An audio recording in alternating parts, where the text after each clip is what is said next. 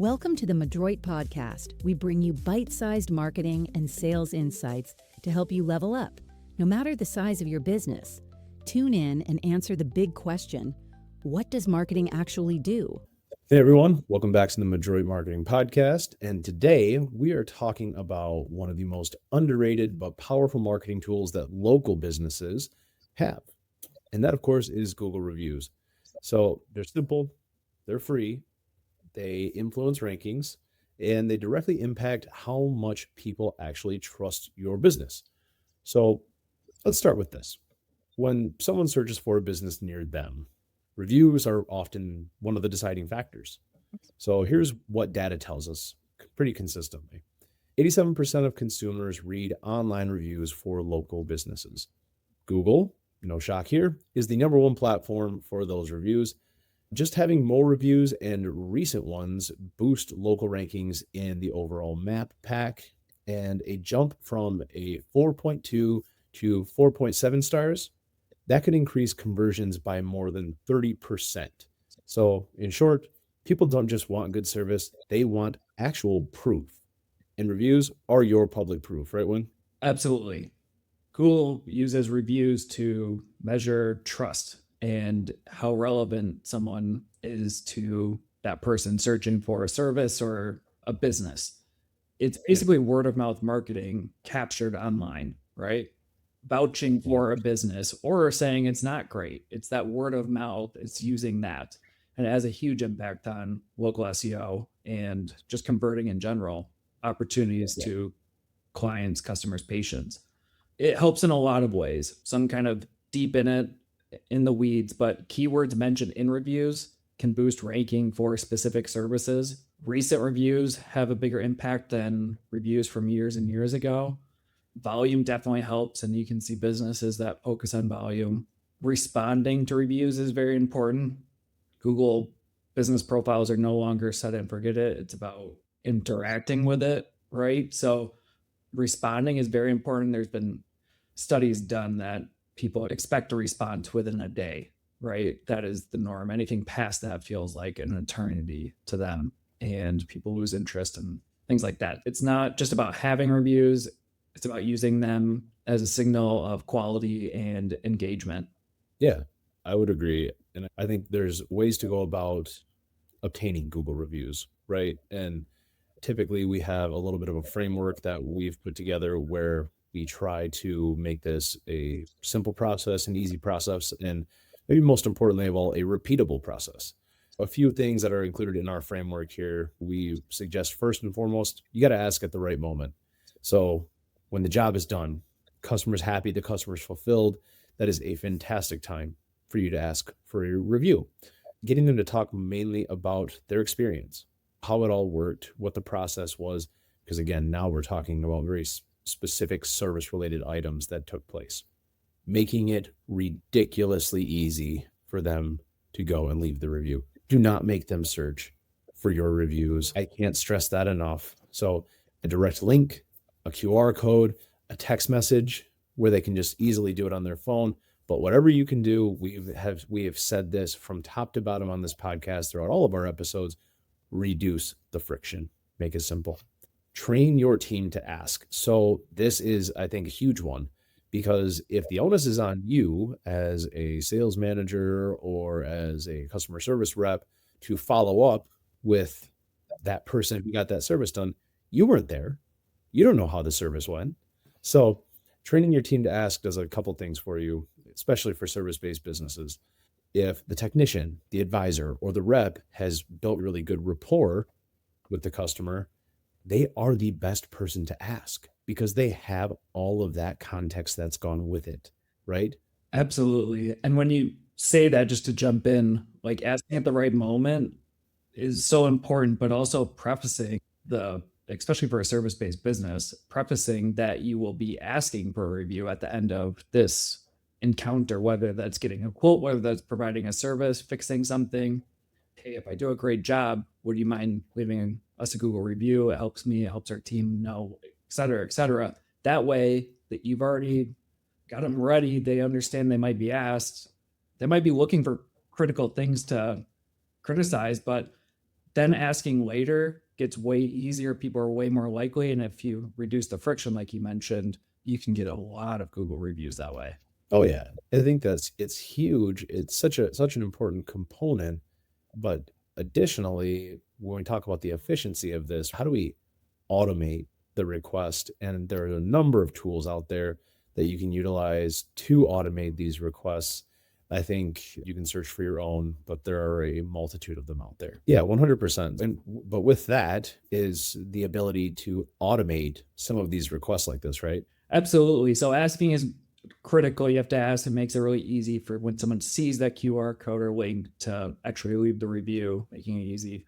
But automating as much as you can. And that doesn't necessarily mean using a specific paid tool just for this part of it, like text messaging people to leave a review. Automating it might be, yes, including it on your invoice, including it on your follow-up email just at the bottom in your email signature, a QR code with a print leave behind on that paper invoice, like all these little touch points where you just have it planted and it's automating it, but it makes a huge difference and you don't have to think about it, which is the key piece, while you're still providing it the link and the QR code to make it super easy to follow through on that review. And I think too, just to piggyback off of that, is by automating that and having it included on your invoice or any piece of follow-up material that you may be sending post-service, that also acts as your follow-up. So maybe they didn't leave the review right when you were leaving their driveway, but if on that follow-up on the invoice or the follow-up survey or what have you, there's a link to go ahead and leave the review, maybe now they've had a little bit more time to dwell on it. Now they're ready to go ahead and take that action. Making sure that you have a process in this where it is, okay, here's the first touch point. Me as the salesperson right here in your living room. Thanks so much. Hugs, kisses. See you later. Maybe not that, but see you later. Yeah. But so we leave the review. We have the first opportunity for them to give us the review at that point. They don't do it right then. Well, that's fine. On feedback survey that you're sending a day later, now they have a second opportunity to do it. So ask and then follow up. So again, this is not about begging, but it is about building a review culture inside your business that ultimately broadcasts the good work that you are doing to the masses. Absolutely. When thinking about what to ask, it just popped into my head a bit there. Asking is really important. What if someone doesn't know how to leave a Google review or isn't that technical text? What if they're not that tech savvy using their phone? They see it as a text message machine or a phone machine. Right. Like, it's pretty simple, but maybe it's just walking someone through that. So what to say and when to say it. A lot of people freeze up. You have to get comfortable asking. To have your team follow through on it needs to be part of your processes and systems, and they need to be comfortable doing it. That takes incentivizing, maybe a competition internally to get people started. That is, if that's what it takes, that's what it takes. So when asking, I guess to be specific, hey, it was great working with you. If you had a good experience, would you mind leaving us a quick Google review? Helps other people find us, and it only takes a minute. Here's the link. Show the QR code, provide the link, say, hey, we'll email it to you after. You don't have to ask for 5 stars specifically, ask for honest feedback. Yeah. We do always say honesty is the best policy, but also honesty and transparency builds trust. Yes, do not ask for 5 stars, please. Just ask for them to leave their honest feedback and you're going to be in a great spot. And as we consistently say, everything in the world is marketing and is a marketing opportunity. So now you have created this machine where you are generating reviews, but do not just let them sit there. It is time to use them, and you are going to use them for marketing for your business. So ways that you can take your Google reviews and repurpose them is an easy screenshot on social media. Very easy to create a Google review template if you want to then utilize that and post it on social media.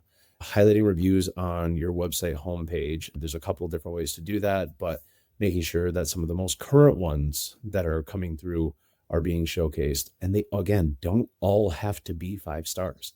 You can show some very honest and transparent discussions and reviews that people had given to you. And sometimes there's going to be some feedback in there.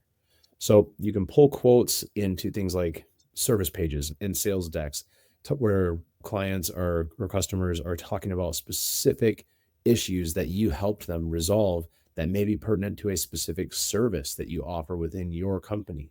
But making sure that now all that information is in the correct spot on your website and it is all organized correctly.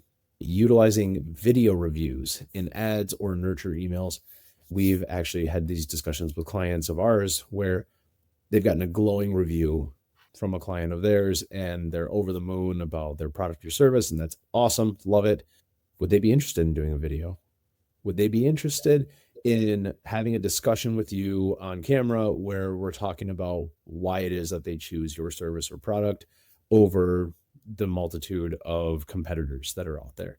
But something that's going to deepen the impression, but also is going to help people that may be new to your brand put a face to a name.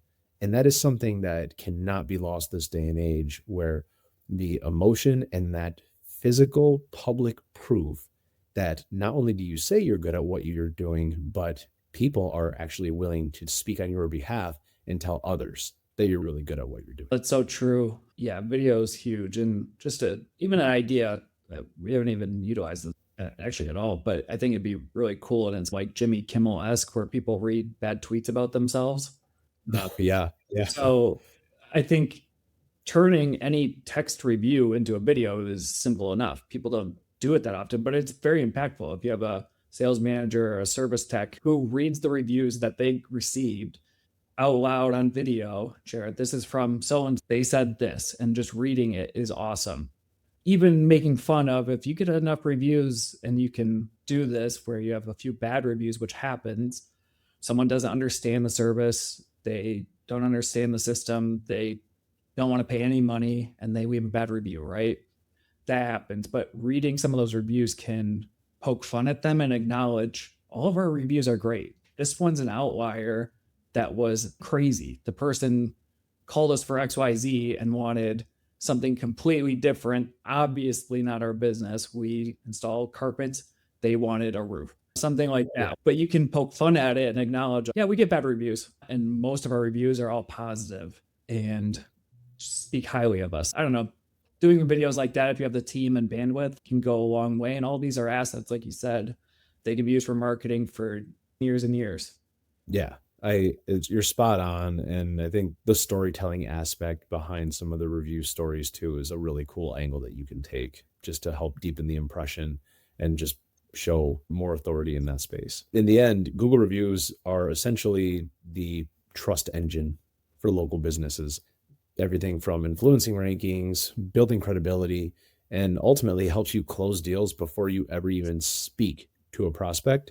So we encourage you, as always, if you don't have a system to earn, manage, and utilize Google reviews, that should be your next marketing move.